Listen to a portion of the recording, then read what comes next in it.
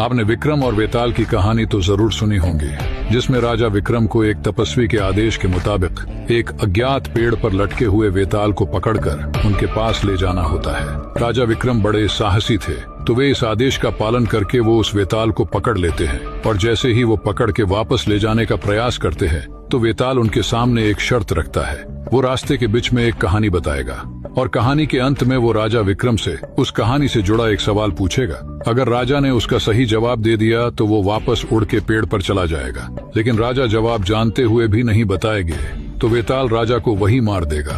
अब वेताल हर बार ऐसी रहस्यमयी कहानी बताकर राजा को जवाब देने पे मजबूर कर देता था, और जैसे ही राजा जवाब देते थे तो वो वापस पेड़ पे चला जाता था।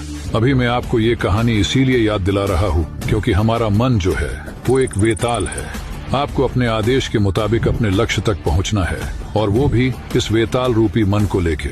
अभी बीच रास्ते में आपको ये मन कई कहानियां बताएगा और आपके सामने ऐसी सिचुएशन लाके खड़ा कर देगा कि अगर आप उसमें उलझे या उसका जवाब देने गए तो ये वेताल आपको फिर से वहीं ले जाकर खड़ा कर देगा जहां से आपने शुरू किया था। कहने का मतलब बस यही है कि इस वेताल को आपको कुछ भी करके, बेहला फुसला के और उसकी बातों में न आके उसे उस लक्ष्य तक पहुंचाना है। तभी आप इस विक्रम और वेताल के चक्र से बाहर निकल पाएंगे।